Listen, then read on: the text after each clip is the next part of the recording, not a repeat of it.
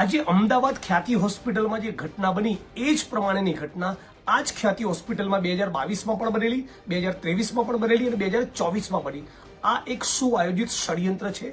ગરીબ લાચાર દર્દીઓને પૂરી તકેદારી રાખ્યા વગર, જાણકારી આપ્યા વગર પોતાની હોસ્પિટલમાં લાવવા અને મરજી પ્રમાણેના ઓપરેશનો ઠોકી બેસાડવા.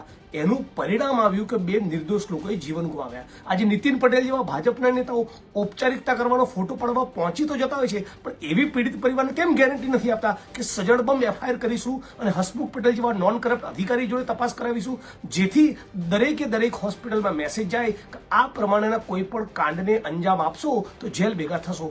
આવું ભારતીય જનતા પાર્ટીની સરકાર કરવા માંગતી નથી અને એ આપણે મોરબી કાંડ અને રાજકોટના અગ્નિકાંડમાં અને હરણીકાંડમાં પણ જોયું. એટલે વિડીયોના માધ્યમથી સૌ પરિવારજનોને અપીલ કરું છું, રાજ્યની સરકારને અપીલ કરું છું કે હસમુખ પટેલના સુપરવિઝનમાં કોઈ નોન કરપ્ટ અધિકારી તપાસ કરે અને આ ખ્યાતિ હોસ્પિટલનો આજનો કાંડ નહીં જેમાં 2 લોકો ભોગ બન્યા, પણ 2022-23થી જેટલા પણ કાંડ બન્યા, જેટલા પણ લોકો હોમાયા, જેટલા પણ નિર્દોષોના જીવન ગયા, જે લોકોના સ્વાસ્થ્ય સાથે છેડા થયા, એ તમામની તપાસ થવી જોઈએ.